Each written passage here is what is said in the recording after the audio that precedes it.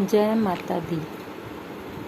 बुलिया मंदिर टा मस्जिद टा दे जो कुछ टहना, पर एक बंदे दा दिल ना टहे, मेरा रब दिलां विच रहिंदा। बुल्ले शाह जो सूफी संत हुए हैं उनके ये बोल हैं। इसका मतलब ये नहीं कि आप मंदिर मस्जिदों को तोड़ ही दो, ऐसा नहीं है।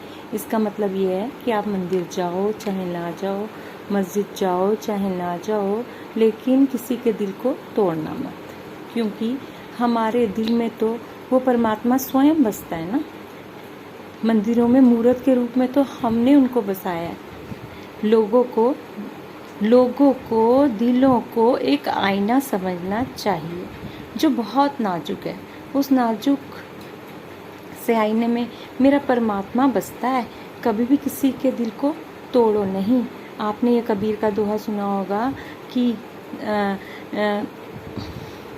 रहमन धागा प्रेम का, मत तोड़ो चटकाए, तोड़े से फिर ना जुड़े, जुड़े गांठ पड़ जाए। समझ में आ रहा है ना कि आज लोगों में ना दिलों की कोई कीमत नहीं रही है। बात बात में दिल को ना तोड़ देते हैं ना दिलों को लोग। दिलों की कोई कीमत ही नहीं रही। दिल इतने सस्ते हो गए हैं, ये समझ लो। ऐसे नहीं कहा जाता कि किसी के दिल को मत दुखाओ, ये सबसे बड़ा पाप है। क्यों कहा जाता है समझते हो ना? जब किसी का दिल टूटता है ना तो परमात्मा उससे रूठ जाता है। इसलिए कभी भी किसी के दिल को मत दुखाओ, सबसे प्यार करो। एक और बात है कि हमारा जो शरीर है ना वो एक प्रकृति है। ये प्रकृति से जुड़ा है। बरसात के मौसम में प्रकृति चाहती है कि हमें खूब पसीना आए। पसीने से हमारे शरीर की गंदगी निकलती है। आप देखो पसीने के बाद हमारे शरीर में कितनी स्मेल आती है ना। वो हमारे अंदर की गंदगी होती है। उस गंदगी को पसीने के रूप में निकलने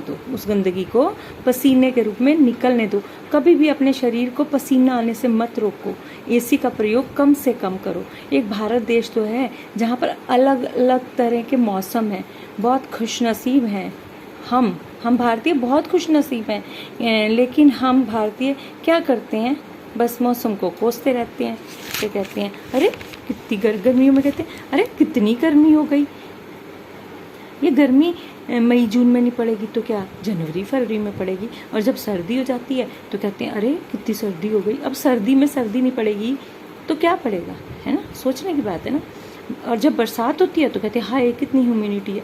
अरे मौसम के पीछे मत पड़ो, मौसम को अपना काम करने दो। क्यों उसके पीछे पड़े रहते हो? हर ऋतु का अपना एक उद्देश्य है जो प्रकृति से जुड़ा है, फसल से जुड़ा है। कृपया करके मौसम को कोसना छोड़ दो, उसके साथ अपने जीवन को जोड़ो। ये प्रकृति ही तो परमात्मा है। सबको जय माता दी।